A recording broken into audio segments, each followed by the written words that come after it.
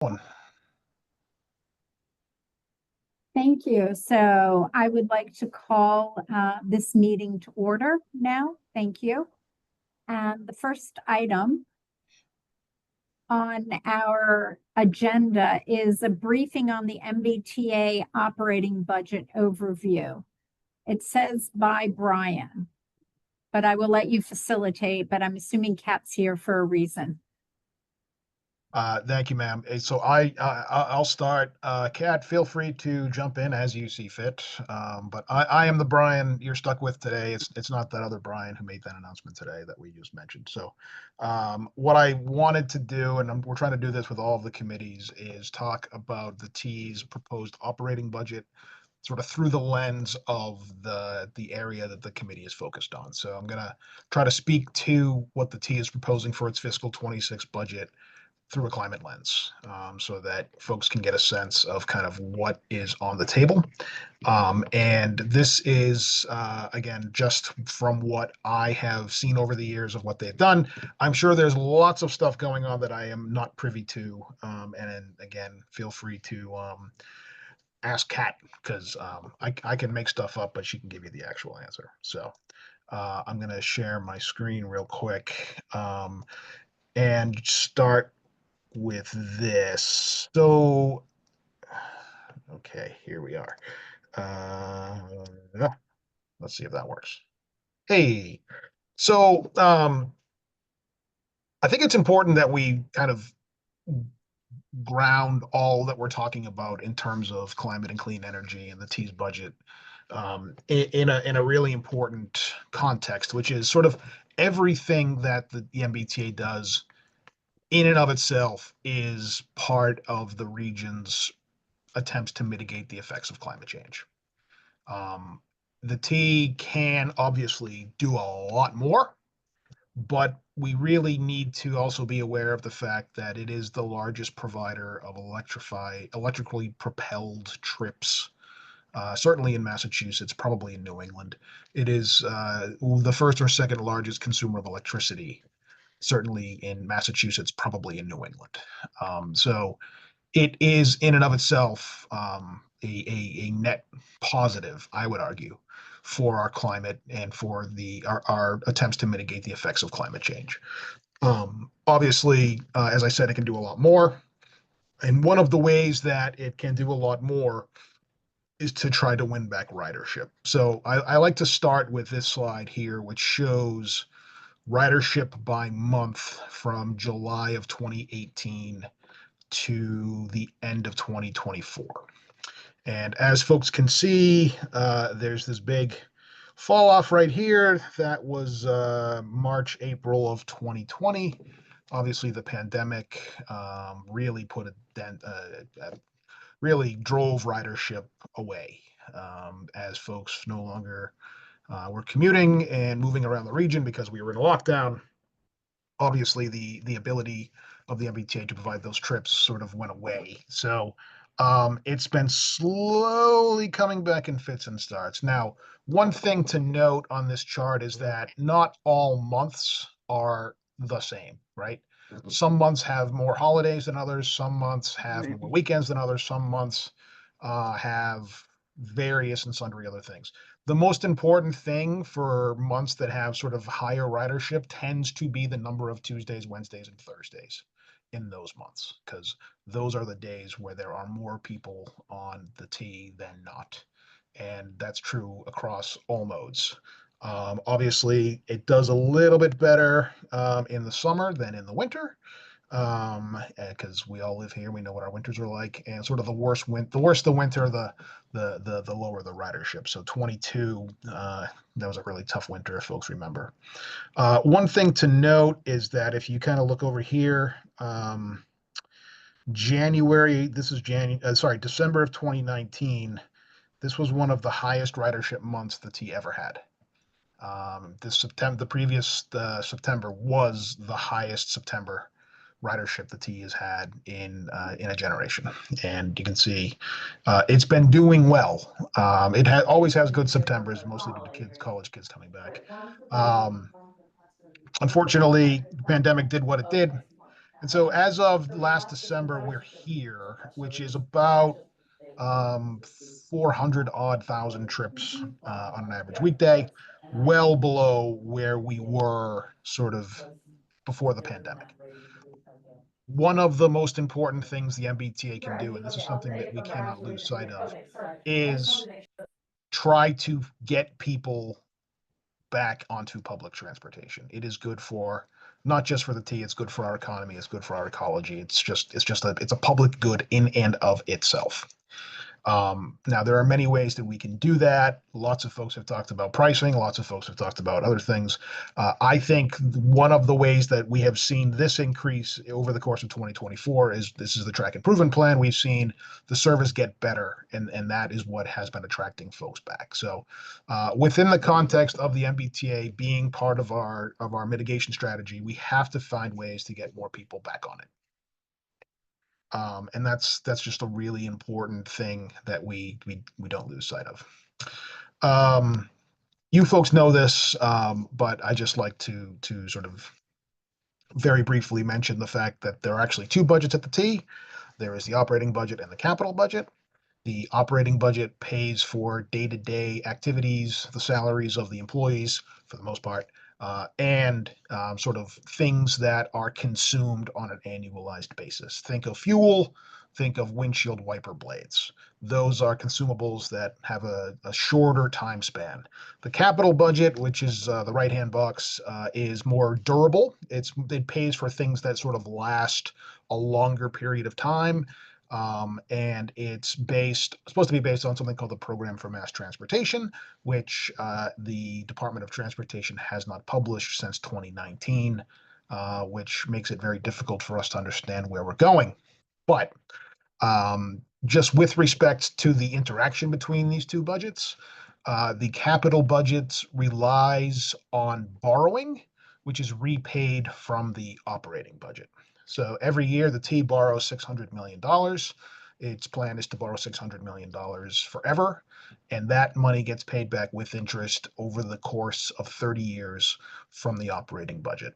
And so the T remains the only large U.S. public transportation entity without a dedicated revenue source for its infrastructure needs. And that's why it has to borrow so much money every year and repay it from its operating budget. With respect to the operating budget, I wanted to just sort of briefly mention that this is where this is the mix of its revenue sources. And we'll talk a little in more detail about this in a few moments, but I just would like to show this visual. Sales tax is by far the largest subsidy source, revenue source the T has. It's almost half. State assistance is projected to be up this year, and I'll talk about that again in a second. But it is just a lot. And as we think about this and the relationship between the expense of taking public transportation compared to the expense of providing public transportation, we really have to think about then what are these subsidy sources providing. And in this case, most passengers' trips are heavily subsidized. Now, that's true on all modes of transportation. There is no such thing as an unsubsidized trip in public transportation, in transportation writ large. But in this case, it's worth showing what the actual subsidy sources are, and that's everything that's basically not fares. So expense, this is where things sort of become real. Um, the biggest expense that the T has every year is wages, obviously, and fringe benefits, employee costs. As you've heard, they're up to around 8,000 employees this year. I mentioned that when I left, good Lord, 7 years ago, we were down to 5,500 people, and the feds came in a couple of years later and basically said that that was too few people to operate a system. There have been, they've certainly hired a lot more people in the last 7 years.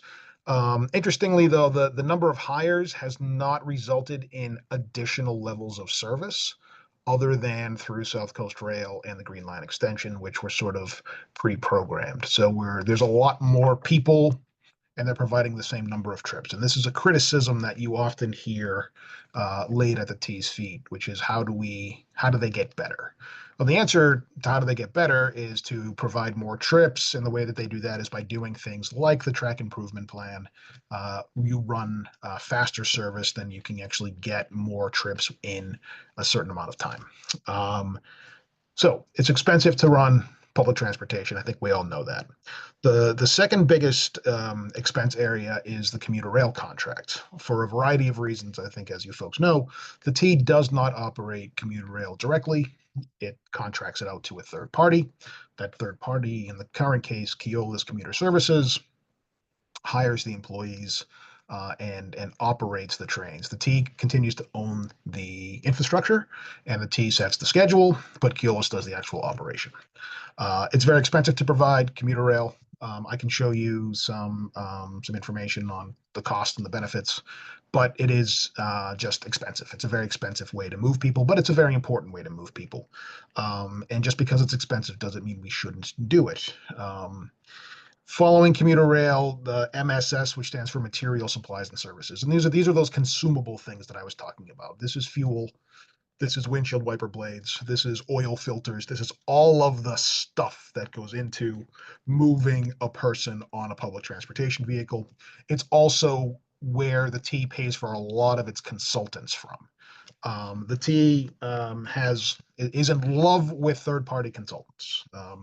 I refer to it as the consultant industrial complex. It's something that plagues government across the United States for the last 40 years, and it's just something that we all have to wrestle with. Now, Phil Lang, to his credit, he's really taking this on, and in this budget, he's dedicated the team to sort of finding savings within those third party um, consultant contracts, because is you would think that as you hire more people, you bring more in-house expertise to bear. The need for those third-party folks, which are very expensive and much more expensive than just paying for an employee, would go away. And so we'll see, and I hope Phil is correct on that, but um, we'll see. Uh, Debt is obviously something you've all heard me talk a lot about. It is a huge piece of the puzzle. It is about 17% of all that they spend. They spend on debt, which basically funds their capital program. And the other thing that they pay for is something called local services. This is paratransit.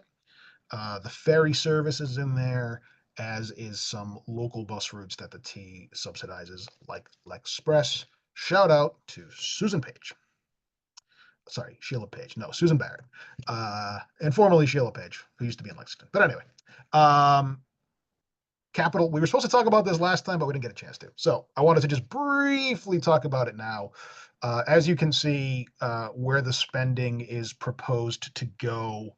Well, first of all, I'll talk about sources. That's the pie chart on the left. Not the vast, but the majority of the money for the T's capital program comes from the T itself, which is borrowing against future operating revenues.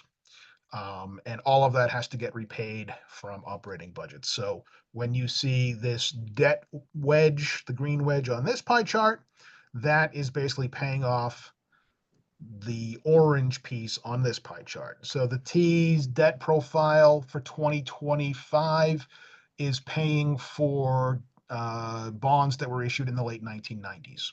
And I spoke to a group of Northeastern graduate students recently, and I explained this, and only one of them was born before the last set of bonds, this set of bonds were issued. So that made me feel really good about myself, because I was certainly around for those.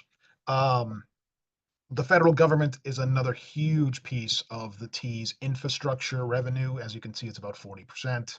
That is tended that for forever, that's been based on a formula. And that formula has to do with population, and it has to do with the size of your system. There are many discussions about changing that. They're discussions, none of us know what is actually happening. So I don't really want to spend a lot of time thinking about it, but it just so know it is an incredibly important piece of of how the T pays for its infrastructure, and that's been the case since 1972, when the federal government got in the business of subsidizing public transportation. You'll notice that, oops, sorry, wrong way. You'll notice here on the operating side, there is no federal money for operating. The federal government does not subsidize the operation of public transportation in the United States, except in very specific circumstances. And in the case of the MBTA for this fiscal year, they're not subsidized. The T is not going to use any of those. So there is no federal support for operating. The federal government tends to focus its subsidies on capital. And that's why you see the federal piece being so big here on the capital budget. State is the third and sort of the last piece. The Commonwealth has tended to put its money for MBTA capital behind expansion projects. So most of that yellow wedge there is state dollars for South Coast Rail, uh, paying off Green Line extension, any GLX sort of punch list costs. And the biggest one is the red and orange line cars that are being purchased from CRRC. The state is paying for the T's share of those projects. In the case of the CRC cars, we're paying for all of it. In a deal that was decided many years ago, the state decided to not take federal money for the CRC red and orange line cars and forego $800 million in order to have the final manufacturing take place here in Massachusetts at a factory in Springfield. I think we all know that story. So that money tends to be focused on specific expansion or sort of new things. And those dollars are meant to sort of fall off in 2027. So after 2027, 2028, there is a plan right now for there to be zero state support for MBTA capital needs in the MBTA CIP. Obviously, that can change, but it's also worth noting that even within all of the discussions that you're hearing about the Senate budget, the House budget, the governor's budget, all of that is operating. None of that is on the infrastructure side, where there is obviously a huge need. The box on the right just talks about where the money is going.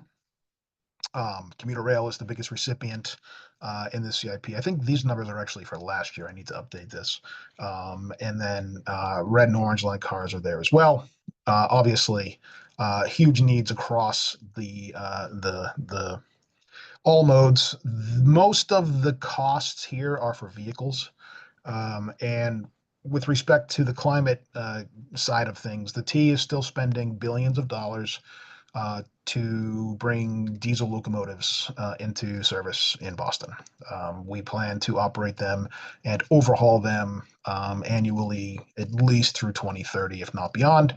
And those will continue to be operating under federal regulations well into the 2030s. So it's something that we really need to think hard about with respect to our targets and with respect to how we go about mitigating the effects of climate change. That is the briefest of overviews. I could talk about this stuff for days.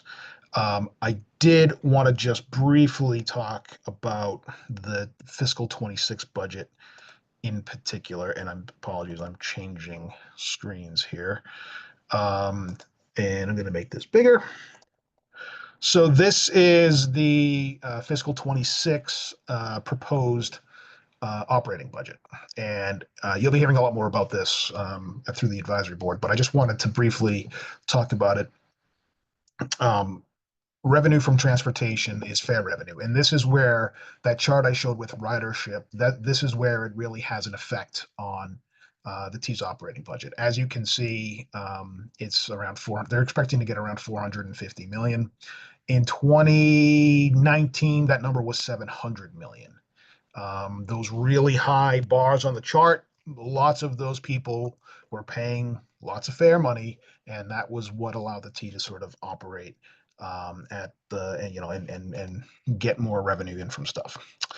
Everything else under revenue here that's not subsidies is basically what they call other operating revenue. It's parking, it's advertising, it's all those little things that they try and pull together. People often talk about, why don't we have more advertising and use that to subsidize service? Maybe. I mean, that's at best it's 25 million bucks. Maybe you can get that up to 30. Parking is around 33. Maybe you can get that up, although there are challenges with that as well. Real estate, et cetera. Those are the concessions, the Dunkin' Donuts and stations, et cetera. So the total sort of money that they project to get from passengers is about $533 million in fiscal 26. These are your subsidy sources, as you can see. It's worth noting here that, so this is sales tax in the fiscal 25 budget. They're projecting it 1.465 billion. This is the first time I've seen this number decline in a long time.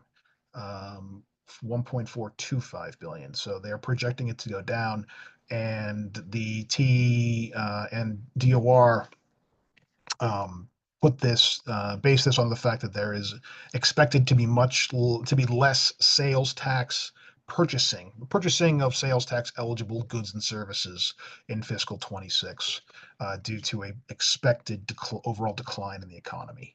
And that's based on national trends. So that is something that is seriously concerning. I've never seen that before. Local assessments is us, and then other stuff is basically, well, I want to talk about these two numbers. So these two numbers right here, which is about $800 million. These are funds these are based on the governor's budget numbers for both the supplemental budget for fiscal 25 and her proposals for fiscal 26. Now, obviously, these numbers will change. The House has put forward its own set of numbers, which were a little bit higher. The Senate came out last week with its own set of numbers, which were lower by 400 million. So these are the numbers that are going to get negotiated and changed and be made different between now and the time the state budget is completed. Theoretically, by the end of June, more likely July or August. And that is what the debate will be over. And so, really, whatever these two numbers come out to be will determine the amount of the deficit for the T in 26, 27, 28, and in the future. We talked about expenses. Again, expenses here, wages are one of their biggest line items. It's expensive to operate public transportation. Um, it's an expensive industry. Um, and everything else then kind of derives from the wage bill. These are employee benefits. I mentioned MSS, materials, services, and supplies. That's this stuff here. That's fuel, that's services. This is your third-party consultants, almost $300 million. And everything else kind of stems from that. Utilities are very expensive. The T buys a lot of electricity. It actually does have its own ability to generate electricity. It has a jet engine at a facility in South Boston that can be turned on and provide enough electricity to push all the trains out of the tunnels. That is a absolute last worst case scenario that they're doing that. They rely on the civil power grid to provide their own electricity. This is commuter rail contract, 600 million. This is what we're talking about as we talk about what the next commuter rail contract will be. It's about 600 million bucks a year, probably going up to 600, 700, 800 every year. I mentioned the ride, ferry, the Express, and all that other stuff, followed by debt. So as you can see, they're looking at they have a built-in deficit in fiscal 26 of around $168 million. And that's with the governor's numbers up here for subsidy. So it is going to be very expensive. The T, and I mentioned Philang, they expect to be able to close that through working with third-party contracts, through finding savings in other places, and they expect to be able to get that number down, to lower that number down. That number will not go to zero, even in the best case scenarios for the fiscal 26 budget. It'll get lower. and then through something called the deficiency fund, the T will close its deficit with additional money. And then the question becomes how many years in a row can they access that deficiency fund to solve their budgetary challenges? So this is something that we here have to think about. Let me see, I'm going to stop this here. So as I mentioned, if the T is a mitigator of the effects of climate change, um, trying to get that balance right between charging people to use it and subsidizing it and the expense of providing it is something that we have to struggle with. And when I say we, I mean us as a society, us as a government, us as a group of people who care deeply about this stuff. It is not something that I don't think anyone in the United States has really figured out how to do yet and what that proper balance is. I think over the course of the 20 teens, we saw a much larger push towards making users pay more for the cost of public transportation. The legislature in the 2015 sort of required the T to increase own source revenue, raise fares, et cetera. And that's happened quite a bit. Fares have gone up significant. Fares went up significantly in the 20 years between 2000 and 2020. They haven't really gone up since. And there's going to be a push at some point to do something around fares. And that's something that we're going to have to discuss because when you raise fares, you obviously get less ridership. So the questions for this committee to consider as it goes through these processes is the mix of capital money in the right place for what we want the T to do in terms of getting more ridership out there. I've been having a lot of discussions with reporters recently about the bus electrification process and why it's so delayed. There is huge challenges out there to building facilities that can support electrified bus fleets, let alone electrified rail fleets, let alone having a grid that's able to support electrified bus and rail fleets. I mean, this is something that I worry about. What happens when all these things get plugged in the first night? Does the whole grid go dark, or can we support it? I'm not sure anybody knows right now, but it is something that we need to figure out. And then in terms of the operating budget, it's worth considering, is the T putting the proper amount of resources towards the employees and the materials and things that it needs, that we think it needs to continue to properly fight climate change, and are they doing enough to kind of make and get the incentives right to get more people on the system? These are really philosophical questions. I don't think there's a right answer, but I do think it's something that should be considered. And so I kind of leave that with you folks to think about. The process is that the advisory board has the operating budget right now. We're in the middle of our 30-day review. The T will be presenting it to us Friday. And the operating budget oversight committee has already started its processes, its oversight work to review what the T is proposing, and it will come back with a series of recommendations for the advisory board to consider. As we did with the capital budget, however, we wanted all of the committees to also have all the other committees to have a chance to weigh in as well. So if there are things that you feel should be in there that are not in there, or that are really important to your community, um, now's an opportunity to let us, your staff, know, and we can make sure that stuff gets in there. If overall you're seeing that the mix or the balance isn't right, we can certainly talk about that. There are many conflicting public policy goals at play all the time, and trying to balance all those against each other is always hard. Climate and mitigating the effects of climate change are really important, however, and it is, we only have one planet, as you all know. So how do we make sure that we're doing the right thing by Earth as we go through this process? So I will stop talking now. Susan, I see your hand, Madam Mayor. If it's okay, I'll just take Susan's question. Yes, please.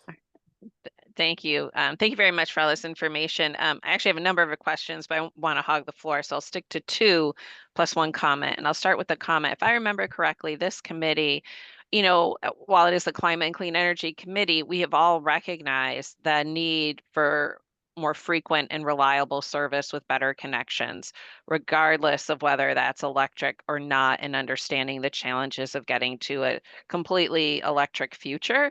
So I think this group, I can't remember what letters we've written in regards to this, but I mean, I know we did the electrification report, but I still believe more service is better than just holding out and not doing anything to get electric service. But my questions are two of them. One, can you give us any update on the Transportation Funding Task Force, or has that just completely died?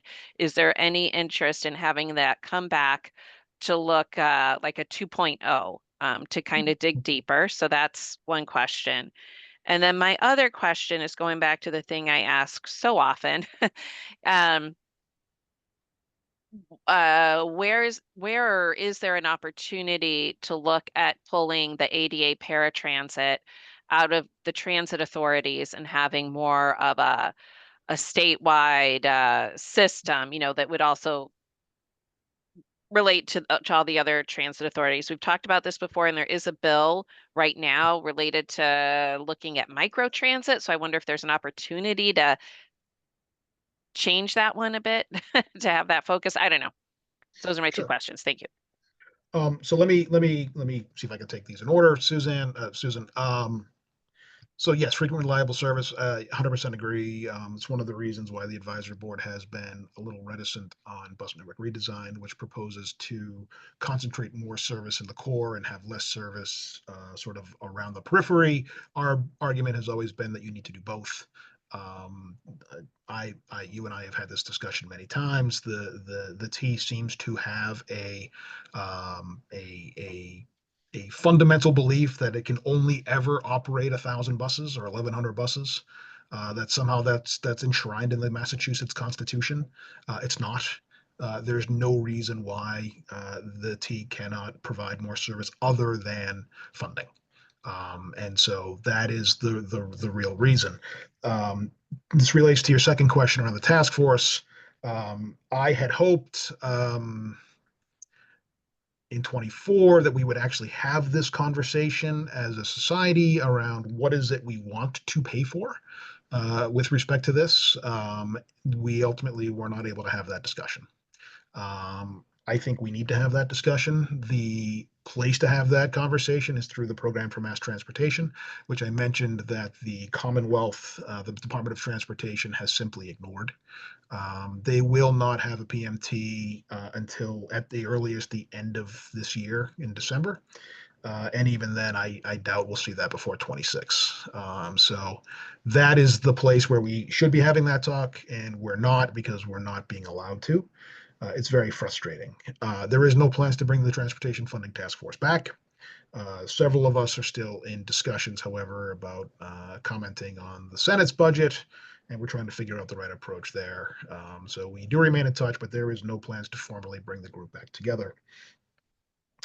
With respect to ADA paratransit and a statewide thing, yes, I agree. I just don't see right now with the current presidential federal administration, I don't see a federal transit waiver, which would be necessary, being provided to Massachusetts. Now, with that said, I always am talking about this, Susan, believe it or not. I've spoken with two state senators in the last 2 weeks about this very topic. They sort of agree that it is something that needs to be considered. There is talk about having some kind of a commission put together. And again, I know we don't need more commissions, we don't need more task forces, we don't need more study groups, we need action. But it's sort of the best that we can do right now. So there is constant movement on that particular topic. It is very important to me as well. I know the microtransit bill that you referenced. I don't see that moving this session, but don't go by me. I tend to get these things wrong, and we're certainly following that in house quite closely. Thank you. You're welcome. Hey, Chris. Brad, I think actually Logan beat me, but so Logan, or either way, okay. So I very much agree, Brian, with where you led off, and Susan, your point that sort of just ridership alone, and mode shift to transit is one of the best things we can do from a climate perspective. But wanted to dive a little bit into both the electrification and resilience investments on both Yeah. the capital and operating side. Can you give us some clarity about within both the 5-year capital plan and the operating budget, those investments that are steps forward towards the electrification of Boston commuter rail, and those investments that are about the planning design or investments in things that make the system overall more resilient against heat, stormwater flooding, or coastal flooding. So within this, the draft CIP, there are many climate resilience specific programs, especially in the Blue Line. East Boston, as you know, well, you know very well, has its challenges. With respect to bus electrification, the impediment there has been the ability to build the Quincy facility. It's now over $1 billion. I think it's been 6 years. And I don't know, part of, maybe I find myself agreeing with Ezra Klein more and more that we just can't build stuff anymore in the United States, but I don't want to go down that road. I don't know. I don't know why it's been taking that long. Quincy is meant to be the model that Arbor Way and Albany and all of the others will be based off of, and we can't seem to get this one right. We also don't have the time to spend 6 years and $1 billion on each bus facility. So this has to get figured out correctly. I hope that as the T brings in more in-house talent, that it can continue to figure out how to do this better, faster, more efficiently, cheaper, and move that forward. The commuter rail electrification, as you know, the T has sort of gone down the Fairmont line road, no pun intended, as its model. The biggest piece there is also going to be Keolis's ability to build a facility to house and maintain either the battery electric multiple units or whatever they decide to get. There are vehicles that are now available to be manufactured in the United States. So there is a path forward. I hope that it can be taken in an expeditious way. I remain somewhat optimistic that it can be achieved in the next 5 years.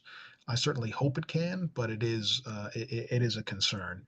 And then with respect to other things, so we've heard recently that they are looking at trying out an electrified ferry, which is very exciting in the harbor.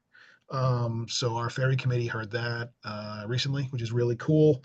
There are electric ferries, passenger ferries in operation across the world, and the idea is to try to see if that can work here, especially in the summer. They don't really operate as much in the winter. And then in terms of overall mode shift, yes, I mean, that is what the goal has to be, right? We are not going to solve our number one in the nation congestion without putting more people on public transit. And it is essential that we keep the people coming in and out of the city and the region without their cars.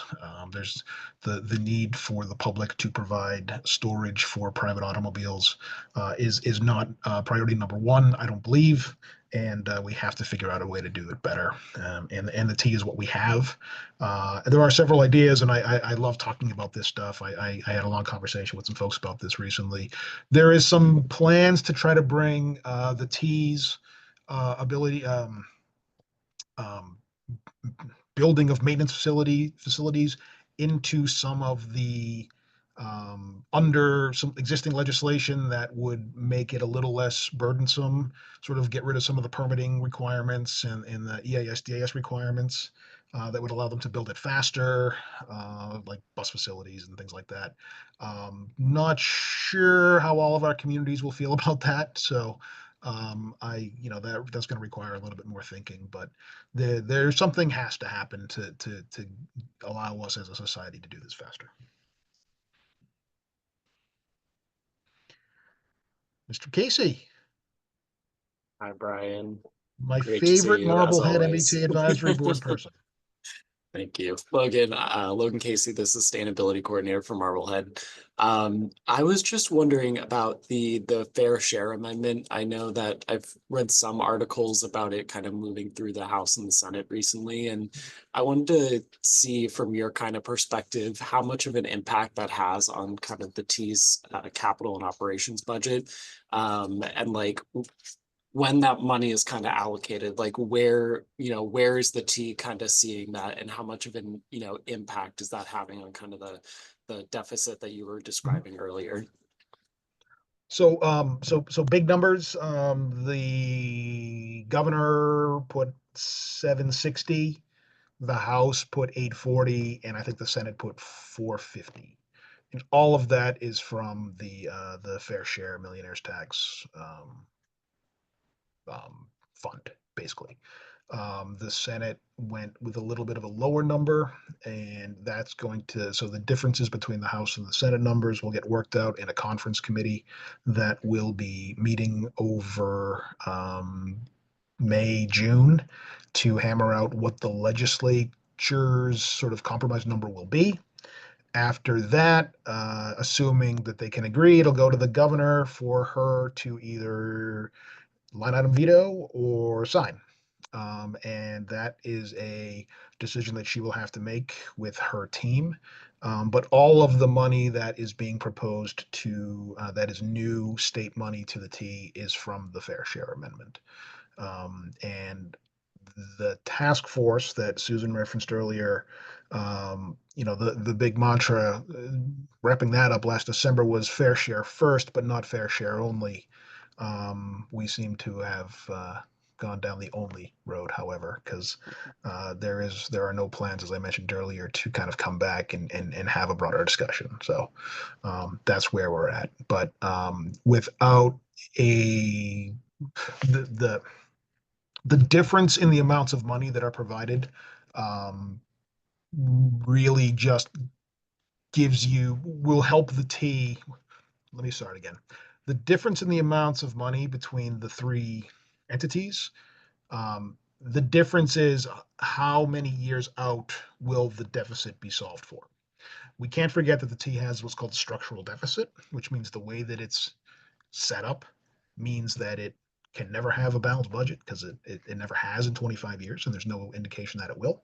And so it's going to run a deficit every year. The governor's budget sort of makes them whole without a deficit through fiscal 27. The House number gets them to 28, and the Senate number gets them, probably, hopefully, through the end of fiscal 26. And I hope I answered your questions. That was great. Thank you. Thank you. I hope it's closer to the Senate and the governor's number, or the House number, excuse me. Well, it'll be somewhere between the House and Senate numbers, which we'll find out. I mean, it's also, everyone that I talk to also seems to think that the economy is going to take a turn this year for the worse. And, that will bring in a reduced amount of tax revenue, which could lead to things like 9C cuts, which are, budget cuts in the middle of the year. So the T is not out of the proverbial woods by any stretch of the imagination. There are many challenges that it will continue to face, and we also can't forget the looming challenges on its infrastructure side. I mean, as well as the GM has been doing, there are still a multitude of challenges that he or any T leader will have to overcome in 26 and 27. Okay, let me, Madam Mayor, if I might, can we invite Ms. Eschel to say a few words? I've been talking quite a bit. I don't want to be. Yeah, absolutely. And I assume everyone has a hard stop at 4, so that's 11 minutes. Yes, please, Ms. Eschel. All right, thank you. I promise I will be brief. But no, the invitation was just to provide some quick updates. So Kat Eschel, Senior Director of Climate Policy and Planning here at the MBTA. I sit under the same division as capital planning, but am not the budget person. That being said, I did want to clarify, Brian, I'm not sure where your 1 billion came from for Quincy. My understanding is that the total cost is closer to 570 million.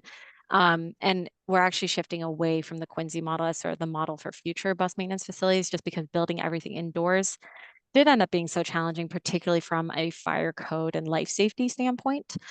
So the model that we're moving towards for for Arborway certainly is more sticking to more of an outdoor canopy model.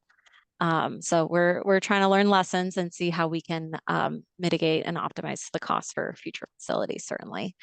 I think in terms of, I had come before this group back in October to give an overview of the climate assessment that we had released as an agency in September. That was sort of laying out a series of next steps that we're taking as an agency on climate. So just wanted to give some quick updates as to where implementation of some of those actions is. One is action 1.1 from that climate assessment had been to develop a system-wide resilience roadmap. And that's something that we're really working on this year. A lot of it's sort of internal engagement, working across operations and sort of folks who are more back of the house around sort of taking all the findings from our climate change vulnerability assessments and building a system-wide view of kind of like the order of operations as to what we need to do around resilience, particularly from a capital investment standpoint. So we see a couple different ways of using it. It really, the goal is to really integrate with some other asset-based master planning that the agency's been doing in order to really think about how we're prioritizing investments in our facilities, as well as key assets like power, which got a little bit of a mention today. So thinking about, that's actually a set of assets where 3/4 of them are out of a state of good repair. So really, as an agency, we're really trying to be thoughtful about the criteria that we're using to prioritize these investments, looking across the system and looking at how there are intersections and opportunities for synergies. And so the resilience roadmap is really going to try to build on top of that and identify those interventions that need to happen from a capital standpoint, building on some existing work that we already have, that we're already doing in our capital investment plan, including the system-wide tunnel flood mitigation program, which Brian referenced through some of the Blue Line work around sort of things like tunnel portals to prevent our tunnel system from flooding in the in the subway. But then also looking at just other points of the system where we will need to have investments in order to protect the transit assets and make sure that we can be reliable or restore reliability and restore service quickly when it's disrupted due to extreme climate. Part of this, the intent is really also to just be a little bit less of a black box so that you don't have to go through and read hundreds of pages of reports of vulnerability assessments to understand what the T's priorities are in terms of resilience and how it is that we think about resilience at our system. There's been some really interesting conversations with certain communities where they've approached us wanting to understand, oh, how are you thinking about resilience at this point specifically? And sometimes we've learned that really our risk tolerance might be higher for certain parts of the transit system that are less delicate versus the risk tolerance of a community trying to protect a neighborhood that might be behind that transit line might be much lower, probably is much lower. And so I think all of this is going to get wrapped up as well in the resilient coast planning process that we've been participating in on behalf of the MBTA that is being led by the Coastal Zone Management Office at the state level. And so really trying to sort of just be participating in some of those regional conversations around resilience planning in particular, since there's been so much amazing energy in that space in Massachusetts, particularly thanks to the Municipal Vulnerability Preparedness Grant Program. So that's work where we're doing a lot of sort of internal engagement and trying to figure out exactly what external engagement is going to look like. But we really do imagine that being a living document that then can really just spur a lot of conversation so that as folks in other communities are developing their own resilience plans, they don't sort of say like, oh, who knows what the T is doing? Now maybe they'll have a sense of what the T is planning on doing and on what time scale. So that's one of the sort of key actions I wanted to give an update on. Two others that I wanted to just flag. Brian was referencing obviously the operating budget today. One of the actions in our plan had really been thinking about staffing levels during extreme weather events. And so that's a clear example of somewhere where I think there was a draft OSHA rule on setting heat sort of worker protection during heat events for indoor and outdoor workers that came out as draft over the winter. Who knows where that might go. But there's some potential that there might be something that gets developed at a state level. And so trying to be really thoughtful and understand what kinds of work conditions we have currently in the system, where we might have work sites where it's really hard to provide shade, or thinking about how it is that you can get access to water, as well as just being able to accommodate break times, especially during a heat wave, or things that we thought we might be thinking of a little bit further down the line, but we're already starting to think about, and rolling out some heat sort of safety awareness training starting this summer.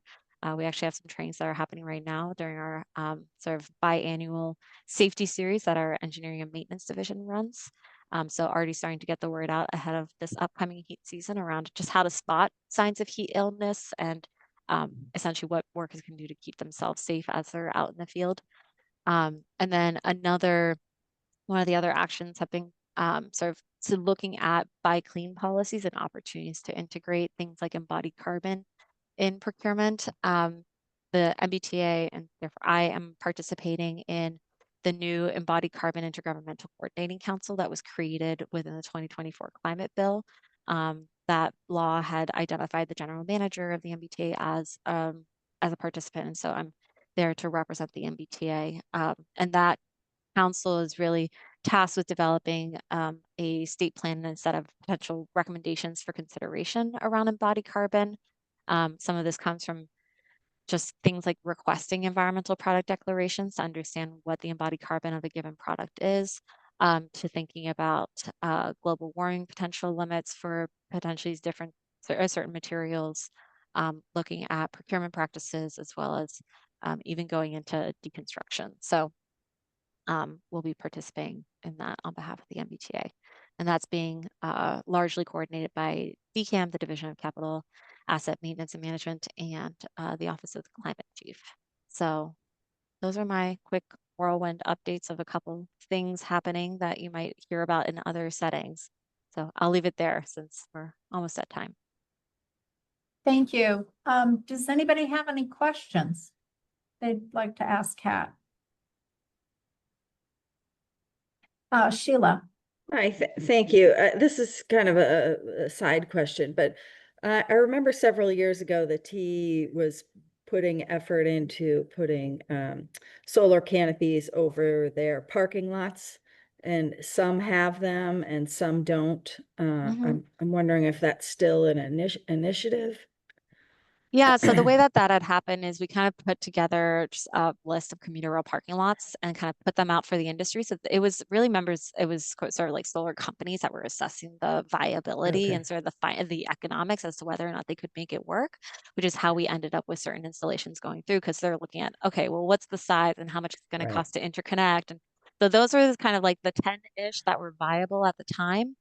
And we actually are sort of evaluating right now a potential scope of work that we might put together to look at, well, what are the economics telling us now? And are there any locations where it might make sense for us to put distributed generation? So definitely something that we're still looking at. I will say it's challenging. Vendors go in and out of business, figuring out sort of who manages contracts. There's a lot of like internal inside baseball as to how you manage that and make sure that it's a good return on investment for the authority as to whether it's sort of front of the meter or behind the meter. It kind of changes everything as well. But yeah, something that there is actually an internal work stream trying to think about if there's an opportunity for us to sort of reevaluate if there are additional properties where it might make sense given today's solar economics. Yeah. All right. Thank you. Sure thing. Brad. Thanks, Mayor. Thanks so much, Kat. I know we're at time, so I'll just do my standard commercial for 30 seconds here. And I'm curious, maybe for our next meeting or a future one, if you could describe to us how your agency has put structural mechanisms in place to spend another agency's dollars to support your mission. And I'm speaking most specifically, of course, about our partners at Mass DOT, who are doing lots and lots of work across lots and lots of asset types adjacent to or over your assets. I think that in this era of austerity and reduced flexibility for MBTA capital and operating budgets, it's of critical importance that we really just bake in and automate processes by which the highway division always back checks against your capital plan and commits itself in writing to implementing best in practice, resilience, sustainability, and basic state of good repair work on projects like the Mystic Moth superstructures that are being built right now in Sullivan Square, over the Orange Line and over the Haverhill and Newburyport commuter lines. Those are examples of those kind of co-locations of investment that I think this group could benefit from having your perspective on. Thanks. All right, food for thought. Chris.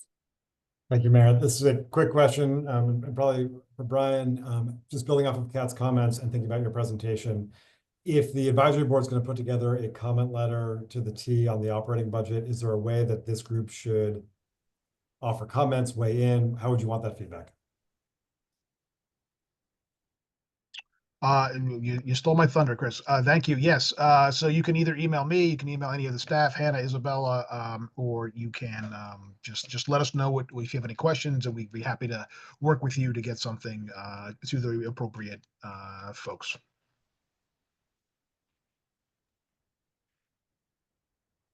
Okay, great. So if no more questions, I want to say, Kat, thank you so much for being here and sharing that. It was much appreciated. And so I'll go on to the next item, which is approval of the minutes from March 17th. All those in favor? Do you want to do roll call or hands? How do you want? I think hands is fine, man. Okay. I saw all the hands. Okay, we need a fourth hand though, right? Okay. Okay, the ayes have it. All those opposed? No, okay, great. Thank you. So the meeting minutes from March 17th are approved. Thank you, ma'am. Is there any old business or new business anybody would like to discuss? No? I just have Okay. a I'm sorry, Oh. just a quick question. What are we as a board doing to provide comment right now? Like, what's that timeline? Is there a do we have, like, maybe there's another MBTA advisory board meeting coming up? I'm not sure. I've got to look through my calendar. Yep, there's one on Friday, and then there'll be one in Right. early June, and we'll be in touch with all of that between now and then. Oh, Dress, I can't come to your Friday one. Okay. All right. Thanks. Okay, thank you. So then our next meeting is June 24th at 3 p.m. Look forward to seeing everybody. So this meeting is adjourned. All those in favor? Okay. Opposed? No. Okay. Nice seeing you all. Have a good one.